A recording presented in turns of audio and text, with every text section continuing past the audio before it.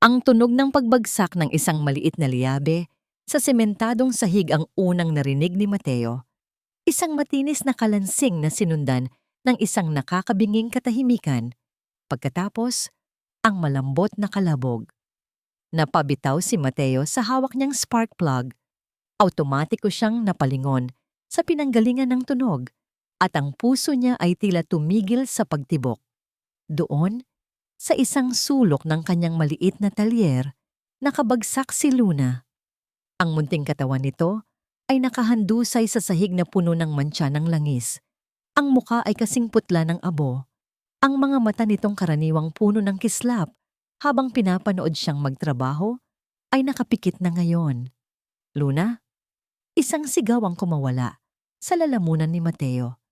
Isang sigaw na magaspang at halos hindi niya makilala na para bang galing sa ibang tao. Sa isang iglap, bumalik ang lahat. Ang amoy ng ulan, ang lamig ng semento sa kanyang mga palad, at ang pakiramdam ng isang maliit na kamay na unti-unting nanlalamig sa pagkakahawak niya. Isang alaala mula sa isang nakaraang buhay na pilit niyang ibinabaon sa bawat pagpihit ng tornilyo, sa bawat pagpukpok ng maso. Ang pakiramdam ng kawalan ng magawa. Hindi ulit. Mabilis niyang nilapitan ang bata, lumuhod sa tabi nito. Luna? Gumising ka, Luna. Nanginginig niyang hinawakan ang balikat nito. Marahan itong inalog, ngunit walang tugon. Ang init ng dugo ay biglang nawala sa kanyang mukha. Ang buong mundo ay tila huminto sa pag-ikot, at tanging ang mabilis at mababaw na paghinga lamang ng bata ang kanyang naririnig. Ilang linggo pa lang ang nakalipas mula nang unang masilayan ni Mateo ang batang ito. Ilang linggo pa lang mula nang ang kanyang mundo na kasing tahimik at kasing kulay ng lumang grasa ay nagkaroon ng kaunting liwanag. Bago dumating si Luna, ang buhay ni Mateo Cruz ay paulit-ulit lang na parang sirang plaka. Sa pagitan ng mga kulubot na pader ng kanyang talyer sa isang masikip na eskinita sa Tondo, doon nagsisimula at nagtatapos ang kanyang mundo. Siya ang anino na gumagalaw sa gitna ng mga bakal, ang lalaking walang kwento, walang pamilya, walang nakaraan na binabanggit. Sa umaga, ang tunog ng pagbubukas ng bakal na pinto ng talyer ang hudyat ng kanyang araw. Sa gabi, ang paghila niya rito, pababa ang hudyat ng pagtatapos. Ang hapunan niya ay laging malamig na kanin at kung anuman ang matirang ulam, kinakain ng mag-isa sa ilalim ng isang bumbilyang dilaw na bahagya ng magbigay liwanag.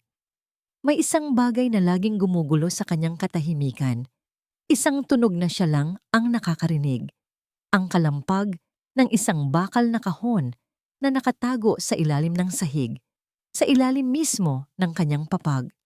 Doon nakalagak ang mahigit 20 taon ng kanyang pag-iimpok.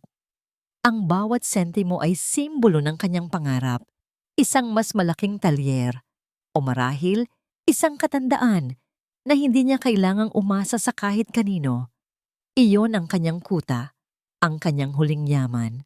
Ngunit ang katahimikang yon ay unang nabasag isang hapon na walang tigil ang ulan.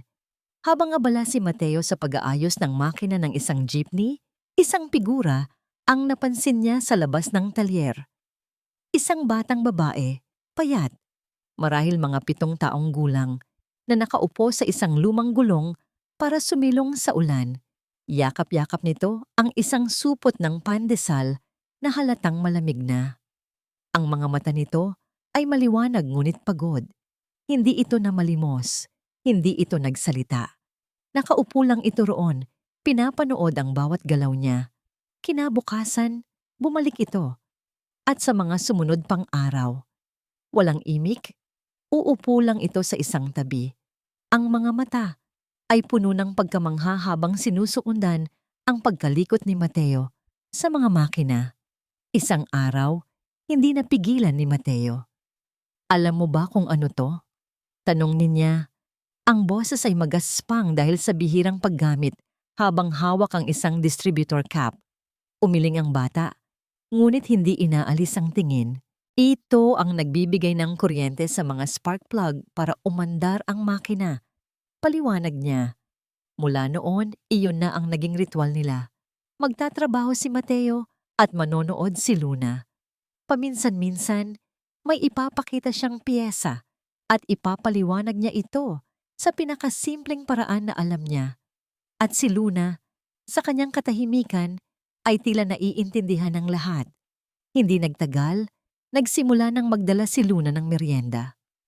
2 piraso ng pandesal, isa para sa kanya at isa para kay Mateo. Sa unang beses na iniabot sa kanya ng bata ang tinapay, natigilan si Mateo. Hindi niya matandaan kung kailan huling may nag-alok sa kanya ng pagkain. Sa presensya ng munting bata, may unti-unting nagbabago sa loob ni Mateo. Isang bagay na mainit, isang bagay na matagal na niyang kinalimutan, ang pakiramdam na may naghihintay sa kanya, na may isang taong nakakakilala sa pangalan niya.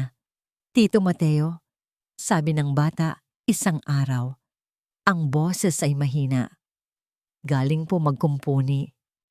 At sa kauna-unahang pagkakataon, sa loob ng maraming taon, isang nangiti ang sumilay sa mga labi ni Mateo Cruz. Isang nangiting nawala. Isang nangiting kinalimutan na niya kung paano gawin. Pakiramdam niya, hindi lang makina ng jeep ang kanyang inaayos, kundi pati na rin ang isang bagay na sira sa loob niya. Ngayon, habang nakaluhod sa tabi ng walang malay na bata, ang ngiting iyon ay tila isang malayong alaala. Ang init na naramdaman niya ay napalitan ng nagyayelong takot. Luna! Sigaw niyang muli, mas malakas, mas desperado. Hinawakan niya ang pulso nito.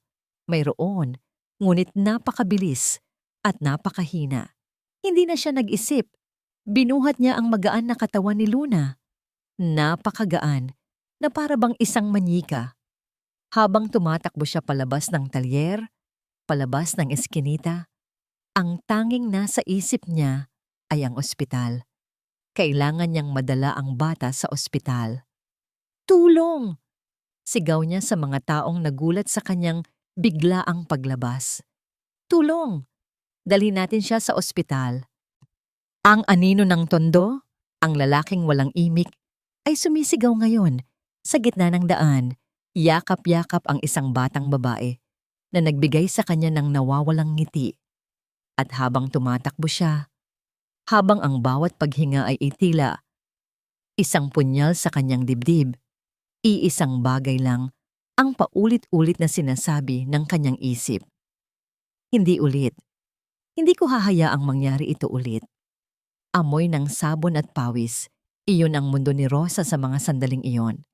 Ang bawat kuskos ng kanyang mga kamay sa maruming damit ay isang dasal. Sana magkasya ang bayad sa upa.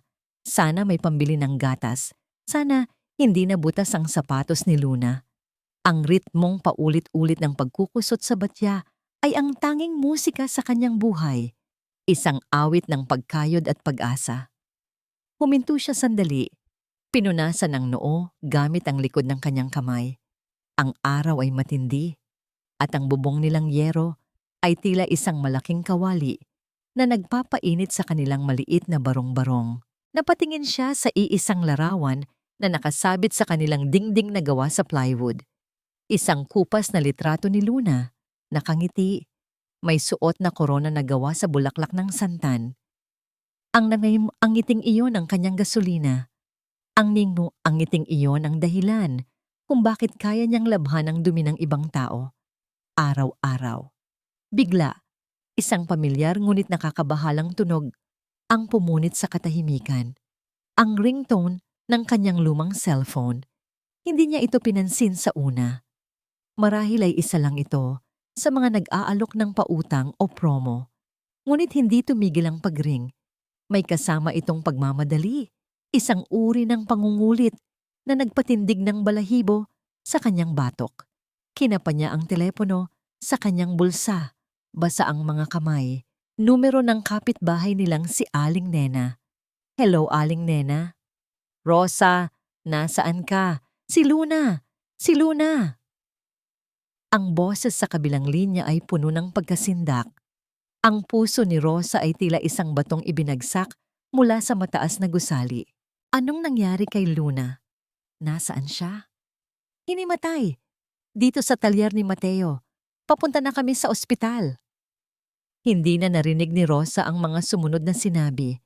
Nabitawan niya ang damit na hawak. Tumalsik ang bula ng sabon.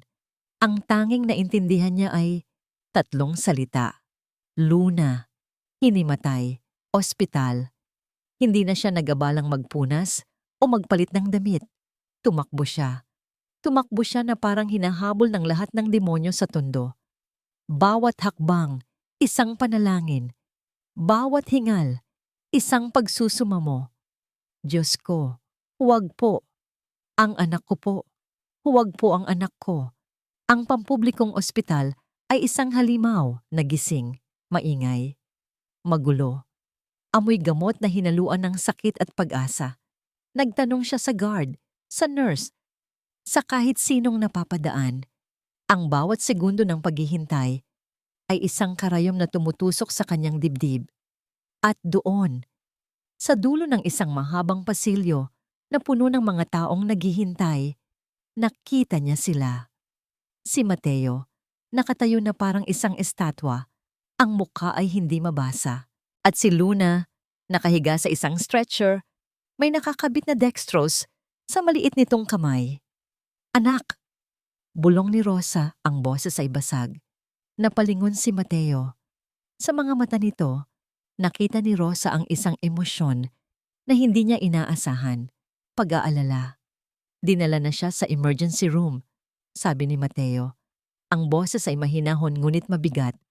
Kinukunan na siya ng mga test. Ilang oras ang lumipas na parang isang buong buhay. Magkatabi silang nakaupo ni Mateo sa isang bakal na upuan, walang nagsasalita. Ang tanging naririnig ay ang mga yabag ng mga nurse, ang pag-iyak ng isang sanggol, at ang sariling kabog ng dibdib ni Rosa. Maya-maya, isang doktor na may pagod na mukha ang lumapit sa kanila. Kayo po ba ang nanay ng batang si Luna? Opo, ako po. Mabilis na sagot ni Rosa. Tumayo siya. May mga nakita kami sa resulta ng kanyang CBC.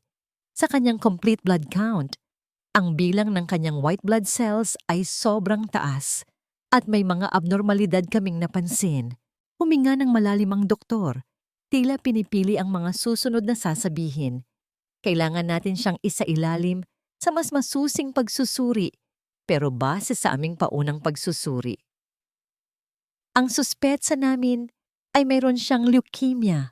Leukemia. Ang salita ay tumama kay Rosa na parang isang malaking martilyo. Isang salita na nababasa lang niya sa dyaryo o naririnig sa drama sa TV. Isang salita na hindi para sa kanila, hindi para sa kanyang munting si Luna. Nagsimulang umingay ang kanyang tainga. Ang boses ng doktor ay unti-unting humina, na parang nanggagaling sa ilalim ng tubig. Naramdaman niya ang unti-unting panlalamig ng kanyang mga kamay at paa. May mga gamutan naman para dito, pero hindi na narinig ni Rosa ang kasunod. Ang isip niya ay lumulutang. Dahan-dahan siyang naupo, nakatingin sa kawalan. Nang iwan sila ng doktor na iwan si Rosa na tulala, kinuha niya ang kanyang pitaka. Sa loob, sa isang lihim na bulsa, may isang sobre. Binuksan niya ito. Sa loob ay mga resibo. Resibo ng mga gamot para sa lagnat na pabalik-balik. Resibo ng mga naunang check-up. At sa ilalim ng lahat, isang maliit at nakatuping papel, isang kasulatan. Nanginginig ang kanyang mga kamay habang binubuklat niya ito. Isang simpleng kasulatan ng pagkakautang. Isang malaking halaga na may tubo na parang lason. At sa ibaba, isang pangalan at isang pirma. Boss Tonyo. Ang kanyang sikreto, ang kanyang kahihiyan, ang dahilan kung bakit doble kayod siya sa paglalabada. Naramdaman niyang may umupo ulit sa tabi niya, si Mateo. May dala itong 2 supot ng tinapay at isang bote ng tubig. Inabot nito sa kanya. Kumain ka muna, sabi nito sa mahinang boses. Hindi makatingin si Rosa. Isang lalaking halos hindi niya kilala, isang estranghero, ang nagdala sa anak niya sa ospital, ang nagbantay dito. At siya, ang ina, ay walang magawa, walang maibigay, nalulunod sa utang. Isang malaking alon ng hiya ang bumalot sa kanya. Ibinaba niya ang kanyang tingin. Ayaw niyang makita ni Mateo ang mga luhang nagsisimula ng mamuo sa kanyang mga mata. Bigla, nag-vibrate ang kanyang cellphone sa loob ng kanyang bulsa. Kinuha niya ito at ang puso niya ay halos lumundag palabas ng kanyang dibdib. Boss Tonyo calling. Nataranta siya. Mabilis siyang tumayo at lumayo ng ilang hakbang. Tinalikuran si Mateo. Sinagot niya ang tawag. Ang boses ay pabulong. Hello, sir? Rosa. Ang boses sa kabilang linya ay malamig at walang emosyon. Biyernes ngayon. Nasaan na ang interes ko? Sir, pasensya na po. Nasa ospital po ako. Yung anak ko po, wala akong pakialam kung nasaan ka. Putol nito sa kanya. Wala akong pakialam sa anak mo. Ang usapan ay usapan. Asahan ko yan bago maggabi. Kung ayaw mong dumoble yan bukas. Pero sir, tut, tut, tut. Ibinaba na nito ang tawag. Naiwan si Rosa na nakatayo. Hawak ang telepono. Nanginginig. Ang huling sinag ng pag-asa sa kanyang dibdib ay tila tuluyan ng namatay. Dahan-dahan siyang lumingon. At ang takot sa kanyang puso ay nadagdagan ng isang bagong kilabot. Nakatayo pa rin doon si Mateo. Nakatingin sa kanya. Hindi galit. Hindi nanghuhusga. Ngunit sa mukha nito, sa paraan ng pagkakakunot ng noo nito, alam ni Rosa. Narinig niya. Narinig niya ang lahat. At narinig niya ang pangalang iyon. Ang paglalakad pabalik sa talyer ay ang pinakamabigat na paglalakad sa buong buhay ni Mateo. Ang bawat hakbang ay tila may kalakip na tanikala na humihila sa kanyang mga paa pababa. Ang ingay ng tondo, ang sigawan ng mga bata, ang busina ng mga tricycle, ang malakas na tugtugin mula sa mga kapitbahay, lahat ay tila humina at naging isang ugong na lang sa kanyang tainga. Ang tanging malinaw na umuulit-ulit sa kanyang isip ay ang huling sinabi ni Rosa sa telepono. Sir, pasensya na po. Nasa ospital po ako. Yung anak ko po. Ang boses na yon, basag sa takot, puno ng kahihiyan. Isinara ni Mateo ang bakal na pinto ng kanyang talyer. Ang malakas na kalabog nito ay umalingaw-ngaw sa kabuuan ng maliit na espasyo na para bang isinasara niya hindi lang ang pinto, kundi ang buong mundo sa labas. Dito sa loob, sa amoy ng langis at bakal, dito siya ligtas. Dito walang komplikasyon, walang sakit, walang mga desisyong kailangang gawin. Ngunit ngayon, ang kanyang santuwaryo ay tila naging isang kulungan. Naupo siya sa isang lumang bangko, napasabunot sa kanyang buhok, ang mukha ni Rosa na puno ng pag-aalala, ang maputlang mukha ni Luna sa stretcher, at ang pangalang yon, Boss Tonyo, isang pangalan na may bigat, isang pangalan na nagdadala ng panganib. At ano ang gagawin niya? Wala. Siya si Mateo Cruz, ang mekaniko, ang anino, ang lalaking walang pakialam. Tumayo siya at sinubukang magtrabaho. Kinuha niya ang isang basahan at pinunasan ng isang makina, pero ang mga kamay niya ay hindi sumusunod sa kanyang isip. Ang nakikita niya ay hindi na makina, kundi ang mga resibong hawak ni Rosa. Mga papel na sumisimbolo sa kanyang pagkakagapos. Bigla, isang alaala ang sumalakay sa kanyang isipan na parang kidlat. Isang alaala na matagal na niyang ibinaon sa pinakamadilim na sulok ng kanyang memorya. Umuulan noon. Magkayakap sila sa isang madilim na sulok ng Quiapo. Basang-basa, giniginaw. Ang nakababata niyang kapatid na babae, si Ana, ay nilalagnat. Ang init ng katawan nito ay tumatagos sa kanyang damit. Nanginginig ito, pero hindi dahil sa lamig, kundi dahil sa sakit. Kuya, bulong nito. Ang boses ay kasing hina ng hangin. Masakit. Masakit ang dibdib ko. Wala siyang pera. Wala silang pamilya. Wala silang matatatakbuhan. Ang tanging magawa niya ay yakapin ito ng mas mahigpit na para bang ang yakap niya ay makakapagpagaling dito. Nakita niya itong pumikit at hindi na muling dumilat. Napapikit si Mateo ng mariin. Ang pakiramdam ng maliit at nanlalamig na kamay ni Ana ay bumalik sa kanyang palad. Ang pakiramdam ng sukdulang kawalan ng magawa. Ang pakiramdam ng pagkatalo. Iyon din ang nakita niya sa mga mata ni Rosa kanina. Pagkatalo. Hindi. Hindi niya hahayaang mangyari ulit iyon. May isang determinasyon na biglang bumuhay sa kanyang pagod na kaluluwa. Lumakad siya patungo sa sulok kung saan naroon ang kanyang papag. Lumuhod siya. Ginamit niya ang isang bareta para tanggalin ang isang tabla sa sahig. Sa ilalim, naroon ito. Ang kanyang bakal na kahon, ang kanyang huling yaman. Nanginginig ang kanyang mga kamay habang inaangat niya ito. Mabigat. Puno ng bigat ng 20 taon ng pagtitiis, ng mga pagkaing tinipid, ng mga pangarap na ipinagpaliban. Inilapag niya ito sa mesa at binuksan. Ang kalawangin nitong bisagra ay umingit. Sa loob, naroon ang mga bungkos ng pera. Luma, marumi, pero bawat isang papel ay pinaghirapan niya. Ito ang kanyang kinabukasan, ang kanyang seguridad, ang pader na itinatayo niya sa pagitan niya at ng mapait na kahapon. Tinitigan niya ang pera. Ngunit habang tinititigan niya ito, ang mga mukha sa pera ay unti-unting napalitan. Nakita niya ang nangiti ni Luna noong unang beses niya itong tinawag na Tito Mateo. Nakita niya ang pagod, ngunit mapagpasalamat na mga mata ni Rosa. At sa huli, nakita niya ang maputlang mukha ni Ana. Ano ang halaga ng isang ligtas na kinabukasan kung hahabulin ka naman ng mga multo ng nakaraan? Ano ang halaga ng isang pader kung nag-iisa ka naman sa loob nito?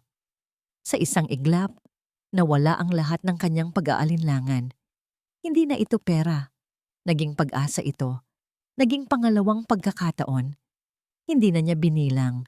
Kinuha niya ang lahat, isinilid sa isang lumang bag na supot at isinukbit sa kanyang balikat. Bumalik siya sa ospital. Ang bawat hakbang niya ngayon ay magaan at may direksyon. Nakita niya si Rosa sa parehong upuan, nakayuko. Tila dinadaganan ng buong mundo. Hindi siya nagsalita. Tahimik siyang lumapit at inilapag ang bag sa kandungan nito. Nagulat si Rosa. Tumingala ito. Ang mga mata ay puno ng pagtataka. Dahan-dahan niyang binuksan ang bag. Nakita niya ang mga bungkos ng pera. Ang kanyang mga mata ay nanlaki sa hindi makapaniwalang pagtingin. Tumingin siya kay Mateo, pabalik sa pera, at muli kay Mateo. Ang kanyang mga labi ay nagbukas, pero walang salitang lumabas. At pagkatapos, isang hikbi ang kumawala sa kanya. Isang hikbi na puno ng pasasalamat, ng gulat, ng lahat ng emosyon na hindi niya kayang ipaliwanag. Dahan-dahan siyang lumuhod sa sahig sa harap ni Mateo at umiyak ng umiyak. Bakit? Iyon lang ang salitang nagawa niyang ibulong sa gitna ng kanyang mga hikbi. Bakit mo to ginagawa? Umiling lang si Mateo. Inabot niya ang kanyang kamay para tulungan itong tumayo. Ang kanyang boses, nang sa wakas ay lumabas, ay mahinahon at buo. Ginagawa ko lang ang dapat gawin. Ang balita sa isang maliit na eskinita ay mas mabilis kumalat kaysa sa apoy sa tuyong damo. Walang TV network, walang radyo, pero meron silang mga mata sa bawat bintana at mga taingang nakabukas sa bawat umpukan sa kanto. Kinaumagahan, pagbukas pa lang ni Mateo ng kanyang talyer, naramdaman na niya agad. Iba. Ang mga dating bumabati sa kanya ng simpleng tango ay umiiwas ng tingin. Ang mga nagdaraang trooper ay bumabagal, sumusulyap sa kanya na para bang isa siyang bagong piyesa ng sasakyan na hindi nila maintindihan kung para saan. Narinig niya ang mga pabulong na usapan na biglang humihinto kapag siya ay napapadaan. Narinig mo ba? Yung lahat daw ng naipon. Kawawa naman, nagpaloko yata sa babae. Baka naman mayaman talaga yan. Nagkukunwari lang. Hindi niya sila pinansin. Yumuko si Mateo, binilisan ang lakad, nagkunwaring may mahalagang tinitingnan sa hawak niyang tornilyo. Ngunit ang mga salita ay parang maliliit na bato na ibinabato sa kanyang likuran. Nararamdaman niya ang bigat ng bawat isa. Isang pakiramdam na pamilyar sa kanya. Ang pakiramdam na pinagtitinginan, na hinuhusgahan. Pero ngayon, may kasama itong hiya. Hiya na hindi niya maintindihan kung bakit niya nararamdaman. Tanghali, habang abala siya sa pag-aayos ng preno ng isang tricycle, isang anino ang tumabon sa kanya. Mateo, tumingala siya. Si Mang Kiko, isa sa mga pinakamatagal ng trooper ng jeep sa lugar nila. Isang kaibigan na madalas niyang ayusin ang sasakyan kapalit lang ng merienda. Mang Kiko, bati ni Mateo, pinunasan ng kamay sa basahan. Umupo si Mang Kiko sa isang lumang gulong, umiling-iling. Mateo, totoo ba ang mga naririnig ko? Hindi sumagot si Mateo. Alam na niya kung ano ang tinutukoy nito. Sinunog mo raw ang kinabukasan mo para sa isang mag-inang kararating lang dito? Diretsong tanong ni Mang Kiko. Ang boses ay may halong pag-aalala at panghihinayang. Anak, alam kong mabuti ang puso mo, pero hindi ka na bumabata. Paano ka na niyan? Paano na yung pangarap mong malaking talyer? Kailangan nila ng tulong, Kiko. Simpleng sagot ni Mateo, umiiwas ng tingin. Lahat tayo kailangan ng tulong. Pero hindi natin isinasakripisyo ang buong buhay natin. Giit ni Mang Kiko. Paano kung hindi gumaling yung bata? Paano kung iwanan ka lang ng nanay niyan kapag nakuha na ang gusto? Saan ka pupulutin, Mateo? Ang mga salita ni Mang Kiko ay parang mga martilyo na pumupukpok sa mga pagdududang pilit itinatago ni Mateo sa kanyang isipan. Ngunit bago pa man makapagsalita ang pagdududa, isang imahe ang biglang lumitaw sa kanyang isip, ang ngiti ni Luna. Ginawa ko na ang desisyon ko, Kiko, sabi ni Mateo. Ang boses ay mahinahon ngunit pinal. Napabuntong hininga na lang si Mang Kiko, tinapik siya sa balikat at umalis na walang imik. Naiwan si Mateo na may bigat sa dibdib. Mas madali pa yatang magkumpuni ng sirang makina kaysa ayusin ang gusot na dulot ng pagtulong sa kapwa. Hapon, dinalaw niya si Luna sa ospital. Mas mabuti na ang kulay nito kumpara kahapon. Nakaupo na ito sa kama, bagamat halatang nanghihina pa rin. Pagkakita nito sa kanya, isang matamis na ngangiti ang sumilay sa maputlang labi ng bata. Tito Mateo. Ang lahat ng bigat na naramdaman ni Mateo buong araw ay tila biglang naglaho. Pinalitan ito ng isang init na gumapang mula sa kanyang dibdib. Kamusta ka na, kampeyon? Tanong niya. Umupo sa tabi ng kama. May iniabot si Luna sa kanya. Isang papel na may guhit, gawa sa Crayola. May isang malaking bahay. Ang talyer niya, siguro. At sa harap, may 3 stick figures na magkakahawak kamay. Isang babae, isang bata, at isang lalaking mas malaki kaysa sa dalawa. Ikaw yan, Tito Mateo. Sabi ni Luna, itinuro ang malaking stick figure. Sabi ni Mama, superhero ka raw. Tinitigan ni Mateo ang drawing, isang simpleng guhit ng bata. Ngunit para sa kanya, ito na ang pinakamahalagang tropeo na natanggap niya sa buong buhay niya. Hindi niya namalayan, may isang nangiting namuo sa kanyang mga labi. Gabi na nang makabalik siya sa talyer, pagod pero magaan ang pakiramdam. Nagulat siya nang datnan niya si Rosa sa labas. Nagwawalis, may dala itong isang maliit na kaldero. Mateo, bati nito, may kaunting hiya sa boses. Nag-adobo ako, kain ka muna. Ipinasok nito ang pagkain sa loob. Napansin ni Mateo na mas malinis ang kanyang maliit na mesa. Nakaayos na rin ang ilang gamit sa isang tabi. Hindi nagsalita si Mateo. Naupo lang siya at nagsimulang kumain. Si Rosa naman ay tahimik na nagpatuloy sa pag-aayos. Walang salita. Ngunit sa katahimikan na yon, may isang bagong ugnayan na nabubuo. Isang ugnayan ng pasasalamat, ng pag-aalaga. Habang kumakain si Mateo, isang makintab at itim na kotse ang huminto sa tapat ng eskinita. Isang bagay na hindi nababagay sa lugar na yon. Bumukas ang pinto sa passenger side at isang lalaking nakaputing polo. Makintab ang sapatos at may mamahaling relos ang bumaba. Ang hangin ay tila biglang lumamig. Napatigil si Rosa sa kanyang ginagawa. Ang mukha ay biglang namutla. Si Boss Tonyo, ngunit hindi si Rosa ang tiningnan nito. Ang mga mata nitong matatalim ay direktang nakatuon kay Mateo. Lumakad ito papalapit. Ang bawat hakbang ay may bigat ng kapangyarihan. Huminto ito sa mismong bungad ng talyer. Kaya pala matapang na ang babaeng to. Sabi ni Boss Tonyo, ang boses ay malamig at may pahiwatig ng pangungutya habang nakatingin kay Rosa. Pagkatapos ay ibinalik niya ang tingin kay Mateo. Ikaw pala ang bagong tagapagligtas, sabi nito. Isang mapanuyang ngiti ang gumuhit sa kanyang mga labi. Makinig ka, mekaniko. Huwag mong isinusubo ang isang bagay na hindi mo kayang nguyain. Ang utang ni Rosa ay sa akin. Ang problema niya ay sa akin. Huwag kang makialam kung ayaw mong madamay sa gulo.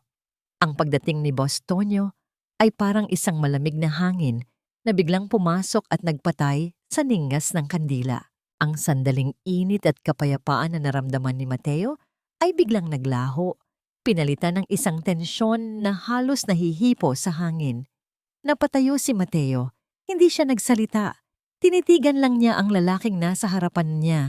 Matangkad, matikas, isang anino ng kapangyarihan na hindi nababagay sa magulong eskinita ng tondo. Huwag mo siyang idamay dito. Si Rosa ang unang nakapagsalita. Ang boses ay nanginginig ngunit may bakas ng tapang. Wala siyang kinalaman sa utang ko. Isang halakhak ang kumawala kay Boss Tonyo. Isang tunog na walang bakas ng saya. Wala? Rosa, sa oras na tinanggap niya ang problema mo, naging problema na rin niya ako. Tumingin itong muli kay Mateo. Magkano ba ang binigay mo? 20 taon ng pag-iimpok? Kulang pa yan para sa unang yugto ng gamutan ng anak mo. Isang patak lang yan sa karagatan ng utang mo sa akin. Naramdaman ni Rosa ang bawat salita na parang isang sampal. Isang alon ng matinding pagkakasala ang bumalot sa kanya. Dahil sa kanya, ang lalaking walang ginawa kundi tumulong ay nadadamay na ngayon. Nang makaalis si Boss Tonyo, sakay ng kanyang makintab na kotse, naiwan ang isang mabigat na katahimikan. Mateo, pasensya ka na. Basag ni Rosa sa katahimikan. Ang mga luha ay nagbabadyang tumulo. Hindi ko sinasadyang madamay ka dito. Kasalanan ko to. Naupo siya sa isang gulong, ipinatong ang mga siko sa tuhod at isinubsob ang muka sa mga palad. Doon, sa harap ni Mateo, ikinuwento niya ang lahat. Ikinuwento niya kung paano.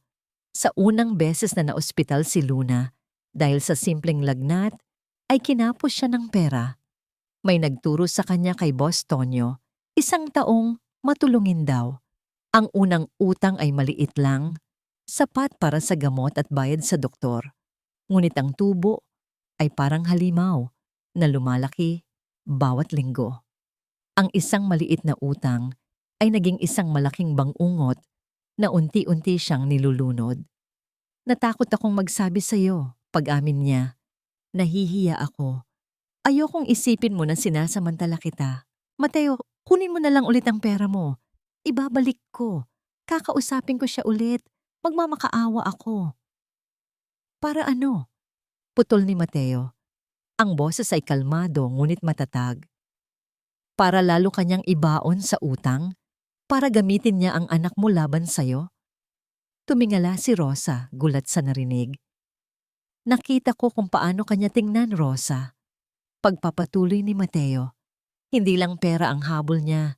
Gusto niyang makita kang nagdurusa. Gusto niyang kontrolin ka. Sa halip na matakot sa banta ni Boss Tonyo, isang apoy ang nagsimulang mag-alab sa dibdib ni Mateo. Isang determinasyon. Hindi na ito tungkol sa pera. Ito ay tungkol sa pagprotekta sa 2 taong nagsisimula nang maging parte ng kanyang mundo. Kinabukasan isang tawag mula sa ospital ang nagpabigat muli sa sitwasyon. Nakausap ni Mateo ang doktor. Ang katawan ni Luna ay hindi gaanong tumutugon sa karaniwang gamot. May isang bagong klase ng chemotherapy, mas malakas, mas epektibo, ngunit napakamahal. At kailangan itong bayaran bago simula ng sesyon. Ang balita ay parang isang malaking pader na biglang humarang sa kanilang dinadaanan. Ang perang ibinigay ni Mateo ay halos naubos na sa mga paunang bayarin at gamot. Nakita ni Mateo ang pagbagsak ng balikat ni Rosa. Ang kaunting pag-asa sa mga mata nito ay muling napalitan ng desperasyon. Wala na, bulong nito. Wala na tayong magagawa.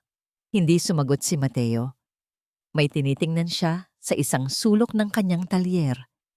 Ang kanyang luma, ngunit maaasahang motorsiklo, ang nag-iisa niyang sasakyan, ang katulong niya sa pagbili ng mga piyesa, ang saksi sa kanyang kalungkutan at pag-iisa sa loob ng maraming taon. Walang pag-aalinlangan, kinuha niya ang susi. Saan ka pupunta? Tanong ni Rosa. May pupuntahan lang ako, sagot ni Mateo.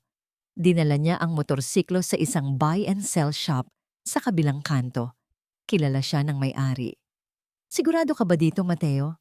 Tanong ng may-ari. Ito na lang ang sasakyan mo. Sigurado na ako, sabi ni Mateo. Hindi tinitingnan ng motorsiklo. Alam niyang kapag tiningnan niya ito, baka magbago pa ang isip niya. Ibinigay sa kanya ang pera, isang sobrang mas manipis kaysa sa inaasahan niya. Ngunit sapat na. Bumalik siya sa ospital. Inabot niya kay Rosa ang sobre. Ano to? Tanong ni Rosa, naguguluhan. Pambayad sa gamot ni Luna.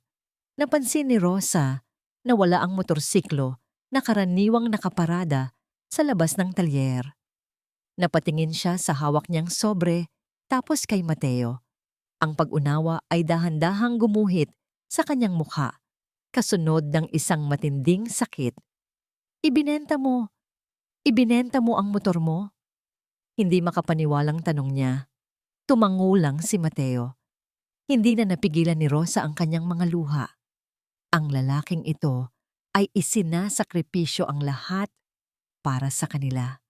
Ang kanyang ipon, ang kanyang sasakyan, ang kanyang kapayapaan ng isip. Habang pauwi sila, naglalakad, nakita ni Rosa ang pitaka ni Mateo na nahulog mula sa bulsa nito. Pinulot niya ito para ibalik. Bumukas ito ng bahagya at nakita niya ang laman. Ilang barya at isang gusot na 20 pesos. Wala nang natira. Niyakap niya ang sarili, sinusubukang pigilan ang isang malakas na hikbi. Sa ilalim ng buwan, sa isang eskinita sa tondo, isang babaeng nalulunod sa utang ang tahimik na umiiyak para sa isang lalaking ibinigay ang lahat. Kahit wala na siyang maibigay pa, may mga araw na ang pag-asa ay parang langis sa tubig. Kahit anong pilit mong isawsaw at isama, palagi itong lulutang, hihiwalay, at hindi kailanman magiging parte ng kabuuan. Para kay Mateo, ito ang araw na yon. Ang perang pinagbilhan ng kanyang motorsiklo ay parang buhangin na mabilis na naubos sa kanyang mga kamay. Sapat lang ito para sa unang sesyon ng bagong gamot. Ngayon, ang pangalawang sesyon ay nalalapit na at ang kaba nila ay muling walang laman. Ang bawat pag-ubo ni Luna sa telepono, ang bawat kwento ni Rosa tungkol sa panghihina ng bata ay parang isang dagok sa dibdib ni Mateo. Ang pera. Palaging pera ang kulang. Palaging pera ang pader. Sinubukan niyang umutang sa mga kakilala. Ngunit ang balita tungkol sa pagbuhos niya ng pera kay Rosa ay kalat na. Ang mga dating kaibigan ay biglang naging abala. Ang mga suking tsuper ay biglang kinakapos din daw sa budget. Ang mga pinto ay isa-isang nagsara sa kanyang harapan. Isang gabi, habang nakaupo sa dilim ng kanyang talyer, napatingin siya sa kanyang mga kamay. Mga kamay na sanay sa grasa at bakal. Mga kamay na kayang ayusin ang kahit anong sirang makina. Ngunit ang mga kamay na ito ay walang kapangyarihan laban sa sakit, laban sa kahirapan, ang pakiramdam ng kawalan ng magawa. Ang multong matagal na niyang tinatakbuhan ay muling yumayakap sa kanya ng mahigpit. Sa gitna ng kanyang desperasyon, isang ideya ang pumasok sa kanyang isip. Isang ideyang nakakahiya. Isang ideyang sumusugat sa kanyang pagkalalaki. Ngunit wala na siyang ibang maisip. Kinabukasan, isinuot niya ang pinakamalinis niyang polo. Ibinenta niya ang ilan sa kanyang mga gamit para may pamasahe. At naglakbay siya patungo sa isang lugar na hindi niya aakalaing aapakan niya. Ang opisina ni Boss Tonyo. Ito ay nasa itaas ng isang paupahang gusali. Isang lugar na malinis, malamig, at amoy pera. Kabaligtaran ng lahat ng bagay na pamilyar kay Mateo. Hinarang siya ng isang malaking bodyguard sa pinto. "Sino ka? Anong kailangan mo?" "Kakausapin ko si Boss Tonyo," sabi ni Mateo. Sinubukang gawing matatag ang kanyang boses. "May appointment ka ba?" "Sabihin mo, si Mateo Cruz, tungkol kay Rosa." Pumasok ang bodyguard at pagbalik ay may kasamang pagtataka sa mukha. Pinapapasok kaniyang. Ang opisina ni Tonyo ay maluwag. May malaking lamesa na gawa sa dark wood, mga upuang balat, at isang bintanang salamin kung saan tanaw ang magulong tanawin ng Maynila. Nakaupo si Tonyo sa kanyang silya, nakataas ang mga paa sa mesa, tila isang hari sa kanyang trono. "Tingnan mo nga naman ang tinangay ng hangin," sabi ni Tonyo, isang mapanuyang ngiti ang naglalaro sa kanyang mga labi. "Ang superhero ng Tondo, napadpad sa aking kaharian. Anong milagro ang nagdala sa iyo rito, mekaniko?" Hindi umimik si Mateo. Ang bawat salita ni Tonyo ay isang insulto, ngunit nilunok niya ang kanyang pride. Inilibot niya ang kanyang paningin. Sa isang pader, nakasabit ang isang malaking plano, isang blueprint, isang plano para sa isang maliit na commercial complex. At sa gitna ng plano, sa lokasyon ng kanyang talyer at ng mga katabing barong-barong ay nakasulat, Phase 2, Parking Area. Doon niya naintindihan. "Alam ko na ang gusto mo," sabi ni Mateo. Ang boses ay mahina. "Gusto mo ang lupa kung nasaan ang talyer ko." Itinuro ni Tonyo ang blueprint gamit ang kanyang baba. "Matalino ka rin pala." "Oo, matagal ko nang gustong paalisin ang mga squatter dyan. At ang talyer mo, kahit may papel ka dyan, ay sagabal sa plano ko." "Pumapayag na ako," sabi ni Mateo. Ang mga salita ay tila mga bubog na lumalabas sa kanyang bibig. "Ibibigay ko sa iyo ang karapatan ko sa lupa." Itinaas ni Tonyo ang isang kilay, tila interesado. "At ano ang kapalit? Kalimutan mo na ang utang ni Rosa. Hayaan mo na kami. At pautangin mo ako. Pera para sa gamot ni Luna. Ibabawas ko sa trabaho. Magtatrabaho ako para sa'yo kahit walang bayad hanggang sa mabayaran ko ang lahat." Natawa si Boss Tonyo, isang malakas at nakakainsultong tawa. Ibinaba niya ang kanyang mga paa at sumandal sa kanyang upuan. Tinitingnan si Mateo na para bang isang nakakatawang insekto. "Gusto mo ng pautang? Ikaw?" Tumayo ito, kumuha ng ilang pirasong 100 mula sa kanyang wallet at inihagis ito sa sahig sa harap ni Mateo. "Pulutin mo. Iyan ang halaga mo sa akin." Nangatog ang mga panga ni Mateo. Ang kanyang mga kamay ay ikinuyom niya ng mahigpit. Ang bawat hibla ng kanyang katawan ay gustong sumugod at suntukin ang mapanuyang mukha sa harapan niya. Ngunit hindi siya gumalaw. "Ang lupa mo ay makukuha ko rin, Mateo, sa ayaw at sa gusto mo," sabi ni Tonyo. Ang boses ay naging seryoso at malamig. "Pero hindi ko kailangan bilhin. Bakit ako magbabayad para sa isang bagay na kusa namang babagsak sa mga kamay ko? Panoorin mo na lang kung paano kayo unti-unting lulubog. Mas masaya yon." Lumabas si Mateo sa gusaling iyon na parang isang basahan, basag, talunan. pinahiya. Naglakad siya ng walang direksyon. Ang ingay ng syudad ay nawala. Ang nakikita lang niya ay ang sahig kung saan inihagis ang pera. Ang naririnig lang niya ay ang nakakainsultong tawa ni Tonyo. Gabi na nang mapadpad siya sa isang lumang tulay. Tumingin siya sa maruming tubig sa ibaba. Pakiramdam niya ay ganoon din siya. Marumi. Walang halaga. Bigla, isang pamilyar na boses ang tumawag sa kanya. "Mateo, anong ginagawa mo dyan?" Si Mang Lito, isang matandang trooper ng jeep na madalas niyang tulungan noon. Papauwi na ito. Nakita siya sa tulay. "Wala ho, Mang Lito. Nagpapahangin lang." Ngunit nakita ni Mang Lito ang itsura niya. Ang kawalan ng pag-asa sa kanyang mga mata. Sa di kalayuan, nakita rin ni Mang Lito ang isang itim na kotse na papalayo mula sa gusali ni Boss Tonyo. Tinitigan ni Mang Lito ang papalayong kotse. Pagkatapos ay ang mukha ni Mateo. May isang bagay sa memorya ng matanda ang nabuhay. Isang lumang kwento. Isang pamilya. Isang nakatatandang kapatid na sakim at isang nakababatang kapatid na naulila. Nanlaki ang mga mata ni Mang Lito sa isang realisasyon na halos imposible. "Diyos ko!" Bulong ng matanda sa sarili, habang tinitingnan si Mateo na parang unang beses niya itong nakita. Antonio Cruz, imposible.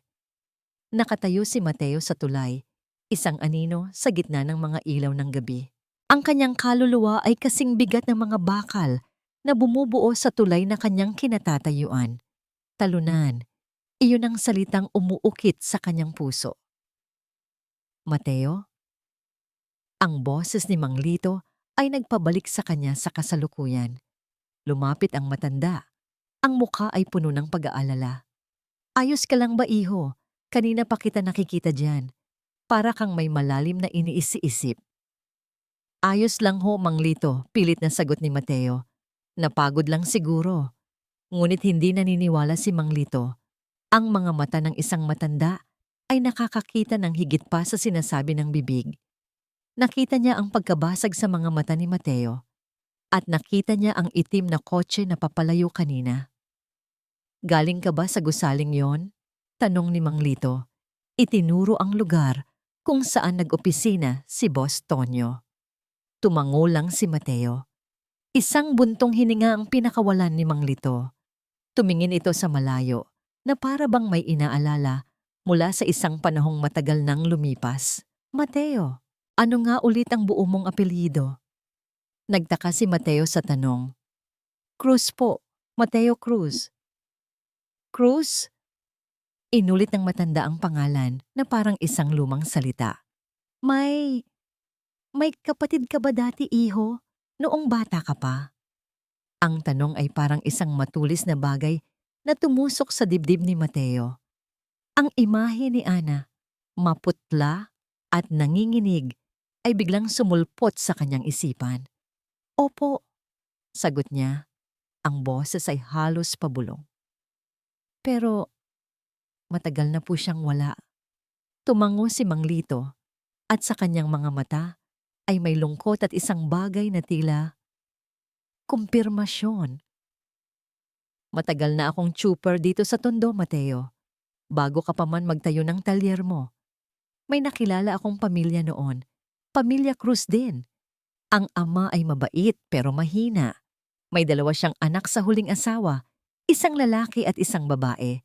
Pero may isa siyang panganay na anak sa pagkabinata." Nakinig lang si Mateo, hindi naiintindihan kung saan patungo ang kwento.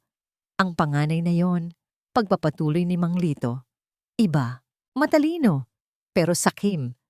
Ambisyoso, laging nakatingin sa pera.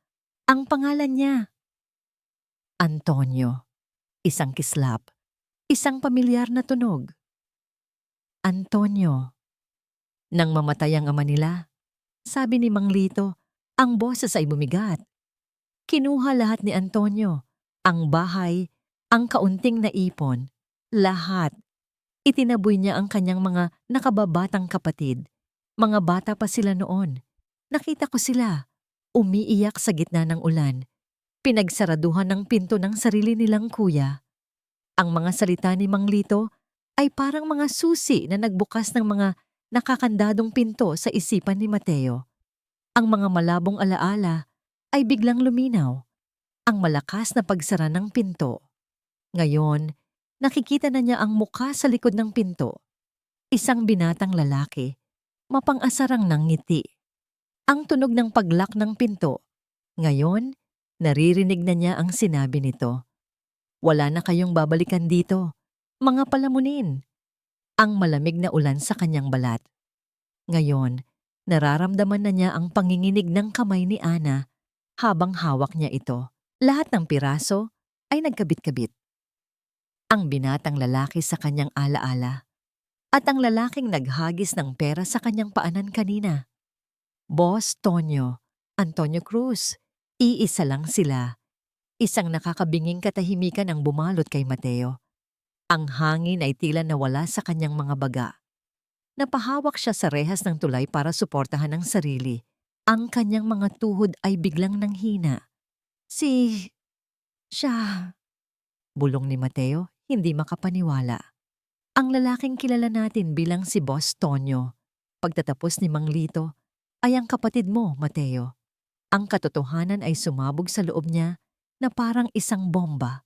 Ang galit, ang sakit, ang pagtataksil na ibinaon niya sa loob ng 30 taon ay biglang bumangon. Mas matindi, mas masakit kaysa dati.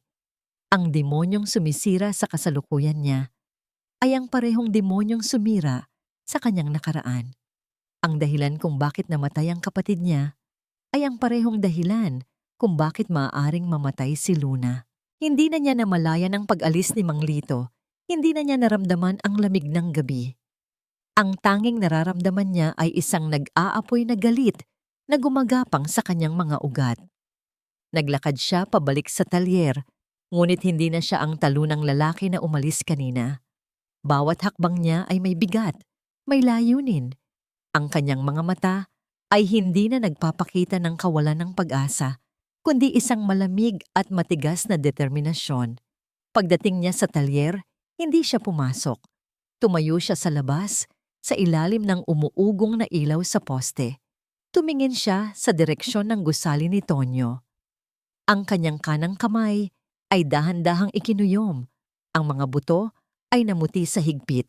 Sa gitna ng kanyang pag-iisip, isang motorsiklo ang huminto sa tapat niya.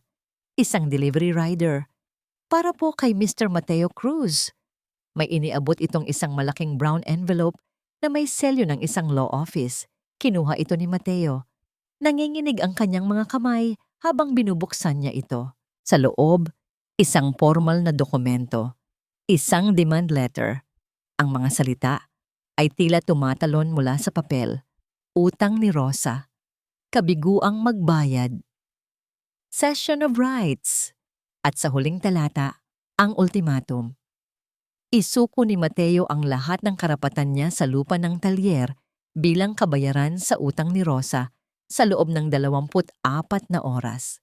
Kung hindi, lahat ng tulong pinansyal para sa pagpapagamot ni Luna sa pribadong ospital ay agad na babawiin. Ang papel sa kamay ni Mateo ay mas mabigat pa kaysa sa pinakamalaking makina sa kanyang talyer. Ang bawat salita ay isang pako na ibinabaon sa kanyang dibdib. Hindi ito isang simpleng paniningil. Isa itong hatol. 24 na oras, isang araw para isuko ang nag-iisang bagay na masasabi niyang kanya, ang bubong sa kanyang ulo, ang sahig kung saan siya natutulog, ang lugar na naging saksi sa kanyang pag-iisa. Kapalit ng ng buhay ng isang batang hindi niya kaano-ano. At kung hindi siya papayag, ang parehong buhay na yon ay hahayaang malanta, tulad ng isang halamang hindi diniligan. Nakatayo lang siya roon, sa ilalim ng ilaw ng poste, hawak ang papel.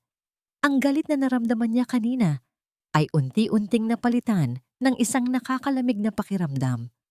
Kawalan. Tinalikuran siya ng kapatid niya noon. Tinalikuran siya ng tadhana. At ngayon, ang buong mundo ay tila tumatalikod na rin sa kanya. Pumasok siya sa talyer. Hindi na binuksan ng ilaw. Sa dilim, ang mga anino ng mga bakal at makina ay tila mga dambuhalang halimaw na nakatingin sa kanya nang huhusga. Naupo siya sa sahig. Ang likod ay nakasandal sa isang malamig na pader na metal. Ang pakiramdam ng pagkatalo ay bumalik. 10 beses na mas matindi. Noon, bata pa siya, walang laban. Ngayon, matanda na siya, pero wala pa ring laban. Ang pera at kapangyarihan pa rin ang nananalo. Si Tonyo pa rin ang nananalo. Kinuha niya ang isang basyong bote. Ibinato niya ito ng buong lakas sa pader. Ang tunog ng nabasag na salamin ay umalingaw-ngaw sa katahimikan. Isang maikling sigaw ng kanyang nararamdamang galit at frustrasyon. Pagkatapos, katahimikan ulit. Isang mabigat at nakakabinging katahimikan. Ilang oras siyang nakaupo lang doon, sa gitna ng dilim at ng mga basag na bote. Walang laman ang kanyang isip, walang plano, walang pag-asa. Tila isang sirang makina na hindi na kayang ayusin. Maya-maya, naglakas loob siya niyang pumunta sa ospital. Hindi niya alam kung bakit. Siguro, gusto niya lang masilayan si Luna. Kahit sa huling pagkakataon, nakatayo siya sa labas ng kwarto, sa likod ng salamin. Nakita niya si Luna na mahimbing na natutulog. Ang munting dibdib nito ay marahang tumataas baba. Sa tabi nito, si Rosa, nakayukyok sa gilid ng kama, nakatulog na rin sa pagbabantay. Isang perpektong larawan ng kapayapaan, isang kapayapaan na siya ang sisira. Napatingin siya sa sarili niyang refleksyon sa salamin. Isang lalaking pagod, magulo ang buhok, may bahid ng grasa sa pisngi, isang lalaking mukhang talunan, isang pekeng superhero. Hindi niya kayang harapin si Rosa, hindi niya kayang sabihin dito na nabigo siya, na ang lahat ng sakripisyo niya ay mauuwi lang sa wala, na ang kaaway nila ay isang multo mula sa kanyang sariling nakaraan na bumalik para singilin silang lahat. Tumalikod siya at tahimik na umalis.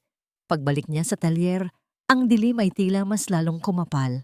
Isinara niya ang bakal na pinto, ngunit hindi niya ito nilock. Naupo siya sa gitna ng kanyang mga gamit, ang mga liyabe, ang mga tornilyo, ang mga martilyo, ang mga kasama niya sa loob ng 20 taon. Hinawakan niya ang isang malamig na liyabe. Dati, ang paghawak dito ay nagbibigay sa kanya ng pakiramdam ng layunin. Ngayon, isa na lang itong malamig na bakal. Narinig niya ang mahinang pagtulak sa bakal na pinto. Isang anino ang pumasok. Si Rosa. "Mateo?" Tawag nito sa mahinang boses. "Nandito ka lang pala. Nag-alala ako. Bakit ang dilim?" Hindi sumagot si Mateo. Naramdaman ni Rosa ang kakaibang lamig sa loob ng talyer. Kinapa niya ang switch ng ilaw at binuksan ito. Ang biglaang liwanag ay nagpasilaw sa kanila. Nakita ni Rosa si Mateo, nakaupo sa sahig, napapaligiran ng kanyang mga gamit. Ang mga mata ay walang buhay. Nakita rin niya ang basag na bote sa sahig at ang demand letter na nakakalat sa tabi ni Mateo. Pinulot niya ang sulat. Binasa niya ito. Ang kanyang mga mata ay nanlaki sa bawat salitang binabasa. Ang ultimatum, ang pangalan ni Tonyo, ang kapalit. Walang salitang lumabas sa kanyang bibig. Dahan-dahan siyang lumapit kay Mateo. Hindi siya nagtanong, hindi siya umiyak. Naupo siya sa tabi nito, sa gitna ng kalat, sa gitna ng pagkatalo. Inilagay niya ang kanyang kamay sa balikat ni Mateo. Isang marahan na tapik, isang presensya. Naramdaman ni Mateo ang init ng kamay ni Rosa. Tumingala siya. Ang mga mata niya ay puno ng isang emosyon na hindi pa nakikita ni Rosa dati. Ang sukdulang kawalan ng pag-asa. "Wala na, Rosa," sabi ni Mateo. Ang boses ay basag at halos hindi marinig. "Natalo na ako." Ang mga salitang "natalo na ako" ay umalingaw-ngaw sa tainga ni Rosa.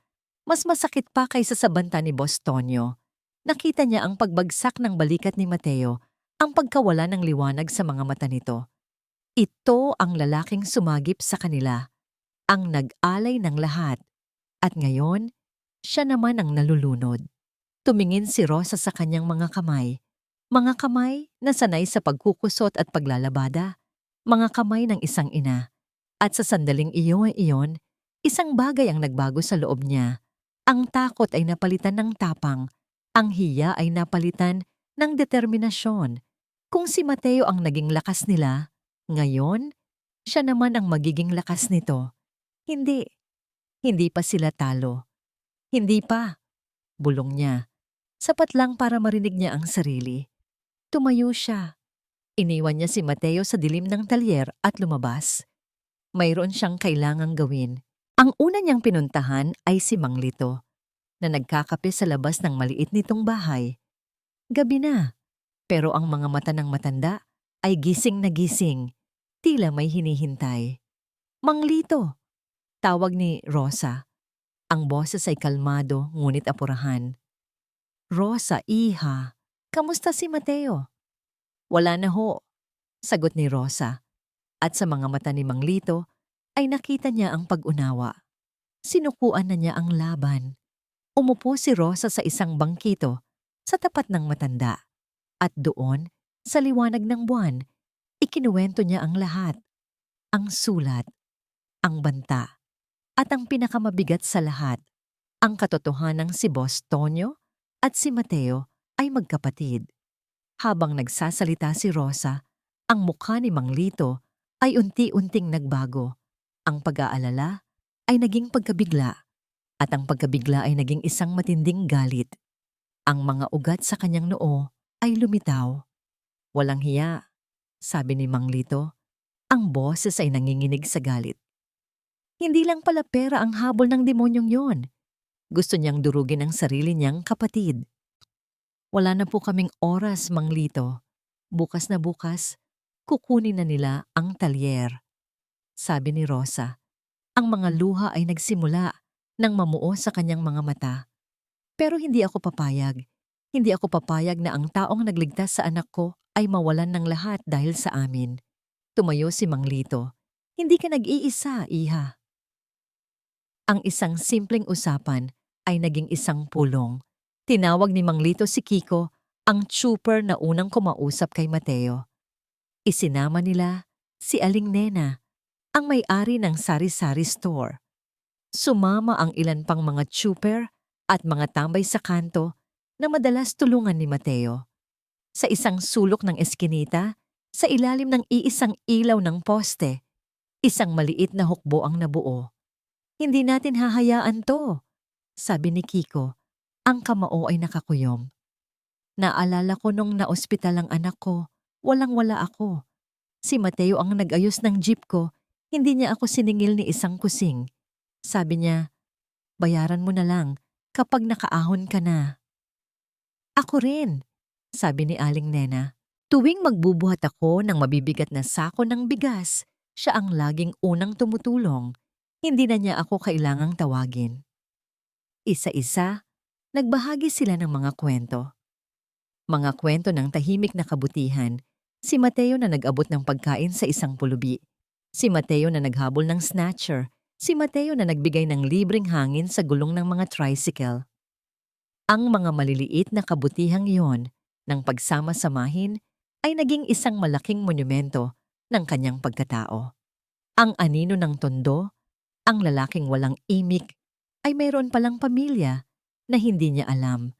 Isang komunidad na natuto sa kanyang kabutihan. Hindi sapat ang kwento, sabi ni Mang Lito. Kailangan nating kumilos. Kinuha ni Aling Nena ang isang lumang lata ng biskwit. Para kay Luna, sabi niya, at inihulog ang ilang gusot na pera mula sa kanyang bulsa. Umikot ang lata. Ang mga trooper ay naghulog ng barya. Ang mga ina ay nagbigay ng kung anong kaya nila. Hindi ito malaking halaga, ngunit ang bawat barya ay simbolo ng kanilang pagkakaisa.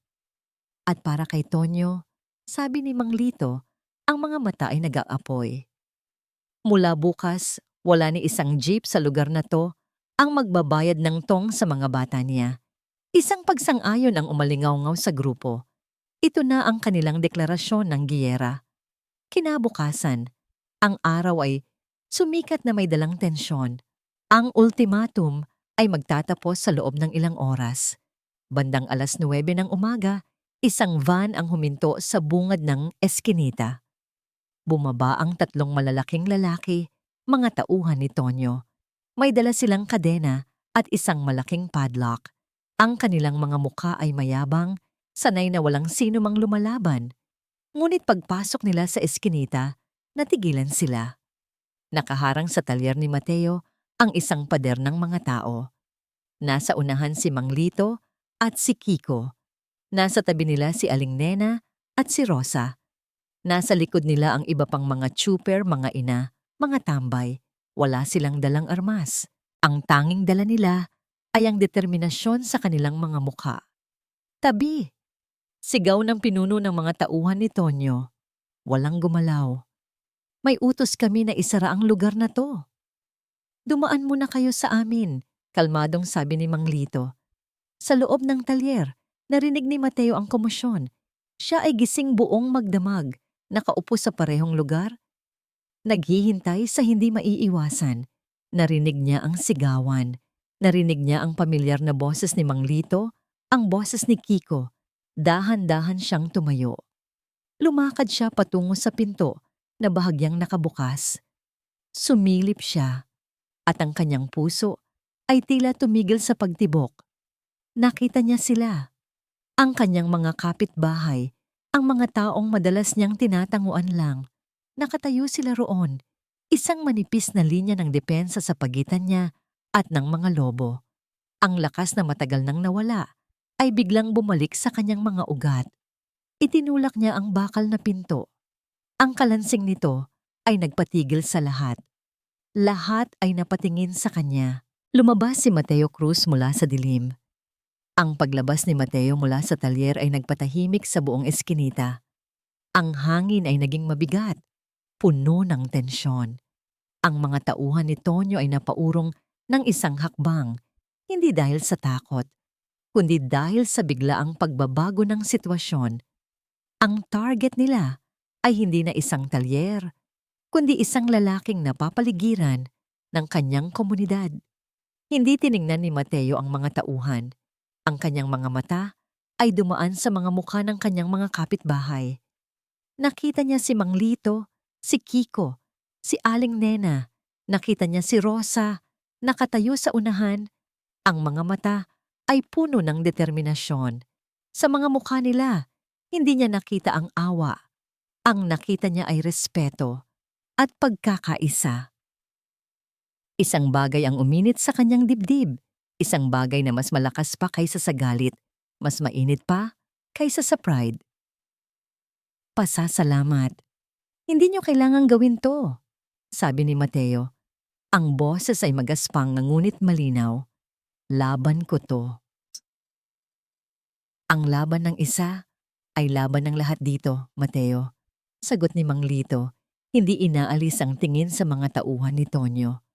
Ang ingay ng isang malakas na makina ang pumutol sa kanilang pag-uusap. Ang itim at makintab na kotse ni Boss Tonyo ay paliko papasok sa eskinita. Huminto ilang metro lang mula sa kanila. Bumukas ang pinto. Bumaba si Tonyo. Ang mukha ay isang maskara ng galit at pagkainis. Hindi niya inaasahan ang ganitong eksena.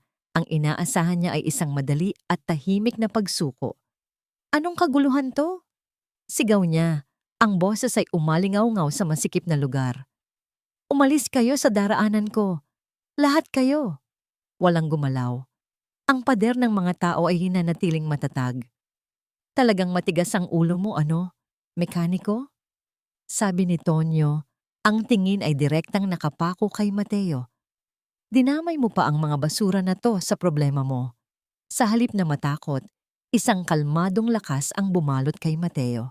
Ang pagpapakumbaba kagabi, ang pagkabasag, ang pagtanggap ng pagkatalo. Lahat ng yon ay naglinis sa kanya. Wala na siyang takot na nararamdaman dahil wala nang pwedeng kunin sa kanya. Lumakad si Mateo paharap. Dumaan sa pagitan ni Mang Lito at Rosa hanggang sa ilang talampakan na lang ang pagitan nila ng kanyang kapatid. Hindi ito ang komprontasyon ng kamao at lakas na inaasahan ng lahat. Ito ay isang pagtutuos ng mga kaluluwa. Hindi ko sila dinamay, Antonio, sabi ni Mateo. Ang paggamit niya sa tunay na pangalan nito ay nagpatigil kay Tonyo. Sila ang dumamay sa akin. Huwag mo akong matawag-tawag sa pangalang yan, sigaw ni Tonyo. Bakit? Dahil ipinapaalala niyan sa'yo kung sino ka talaga. Kalmadong tanong ni Mateo. Tumingin siya sa mga mata ng kanyang kapatid. Ito ang gusto mo, di ba? Ang makita akong nakaluhod? Ang makita akong walang-wala? Panalo ka na, Tonyo. Wala na akong pera. Wala na akong ari-arian. Ang talyer na to na gusto mong gawing paradahan sa'yo na. Isang ngiting tagumpay ang gumuhit sa mga labi ni Tonyo. Pero bago mo kunin ang lahat, pagpapatuloy ni Mateo. May isa lang akong tanong. Isang tanong na 30 taon kong itinago. Ang hangin ay tila huminto sa pag-ihip. Ang lahat ay nakikinig. Natatandaan mo pa ba ang kapatid natin? Ang tanong ay tumama kay Tonyo na parang isang malakas na suntok sa sikmura. Ang ngiti sa kanyang labi ay naglaho. Ang kulay sa kanyang muka ay biglang nawala. Natatandaan mo pa ba si Ana? Ulit ni Mateo. Ang boses ay nagsimulang manginig sa emosyon. Natatandaan mo pa ba noong nilalagnat siya? Noong nagmamakaawa tayo sa'yo sa gitna ng ulan? Noong isinara mo ang pinto at sinabing wala tayong babalikan? Ang bawat tanong ay isang punyal. Si Tonyo ay napaurong ng isang hakbang na para bang pisikal siyang nasasaktan. Ang pera, ang lupa, lahat yan, pwede mong kunin, sabi ni Mateo. Ang mga luha ay nagsimula nang dumaloy sa kanyang mga pisngi. Pero hindi niyan mabubura ang ginawa mo. Habang buhay, dadalhin mo ang alaala ng isang kapatid na pinabayaan mong mamatay sa lamig. Sa di kalayuan, sa likod ng umpukan ng mga tao, may isang lalaking tahimik na nagre-record ng lahat sa kanyang cellphone. Isang batang reporter mula sa isang local online news na tinawagan ni Mang Lito kagabi pa lang. Nakuha niya ang lahat. Ang banta, ang pagkakaisa ng komunidad, at ngayon, ang nakakagimbal na pag-amin mula mismo sa bibig ni Mateo. Nawala ang lahat ng tapang ni Tonyo. Ang nakikita na lang ng mga tao ay hindi na isang makapangyarihang boss, kundi isang duwag na kapatid na hinaharap ng kanyang mga kasalanan. Bigla, ang cellphone ni Rosa ay nagring. Ang tunog ay pumunit sa makapigil hiningang katahimikan. Kinakabahang sinagot ito ni Rosa. Hello, Doc? Lahat ng mata ay napunta sa kanya. Ang pagtutuos ni na Mateo at Tonyo ay pansamantalang natigil. Nakikinig si Rosa sa kabilang linya. Ang kanyang mukha ay hindi mabasa. Puno ng pag-aalala. Pagkatapos ay pagtataka at dahan-dahan, isang malaking bamangiti ang gumuhit sa kanyang mukha. Ang kanyang mga mata ay napuno ng mga luha, ngunit hindi na ito luha ng kalungkutan. Ibinaba niya ang telepono. Tumingin siya kay Mateo. Lahat ay naghihintay. Ang buong eskinita ay naging isang malaking simbahan, naghihintay ng himala. Tumugon siya, Mateo. Ang boses ni Rosa ay basag, ngunit malinaw. Bawat salita ay puno ng himala. Tumugon si Luna sa gamot. Sabi niyang muli, mas malakas, habang ang mga luha ng saya ay bumabagsak sa kanyang mga pisngi. Sabi ng doktor, stable na siya. The new treatment is working. Nag-umpisa na siyang gumaling. Isang segundo ng katahimikan. Pagkatapos, isang malakas na sigawan ng tuwa ang sumabog sa buong eskinita. Ang mga tao ay nagyakapan.